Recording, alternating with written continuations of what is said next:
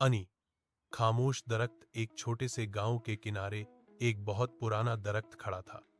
उसकी शाखें आसमान की तरफ फैली हुई थीं और तने पर वक्त की गहरी लकीरें बनी हुई थीं। गांव के लोग उसे खामोश दरख्त कहते थे, क्योंकि कहा जाता था कि वह सब कुछ देखता है मगर कुछ कहता नहीं। उसी गांव में हमजा नाम का एक लड़का रहता था। वह बहुत कम बोलता था और ज्यादातर अकेला रहना पसंद करता था। स्कूल में बच्चे हंसते खेलते, मगर हमजा अक्सर खामोश रहता। उसके दिल में बहुत सी बातें थीं, मगर कहने के लिए लफ्ज नहीं मिलते थे। एक दिन हमजा उदास दिल के साथ गांव से बाहर निकल आया और उसी पुराने पेड़ के नीचे बैठ गया। वह रोज यहां आता था, कभी किताब ले आता, कभी बस चुपचाप बैठा रहता।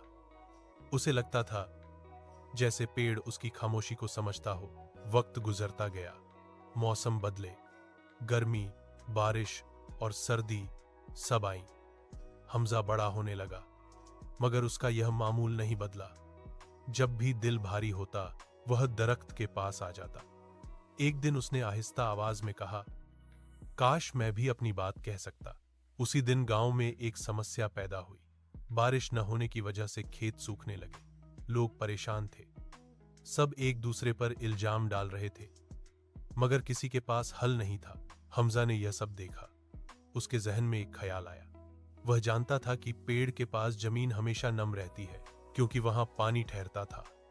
अगले दिन उसने हिम्मत करके गांव के बड़ों को यह बात बताई। शुरू में किसी ने उसकी बात पर ध्यान न दिया, मगर फिर एक बुजुर्ग ने कहा, चलो एक बार देख लेते हैं। लोगों ने वहां छोटा सा तालाब बनाया। कुछ ही दिनों में मीन बेहतर होने लगी और खेतों में हरियाली वापस आ गई। गांव वालों को हैरानी हुई।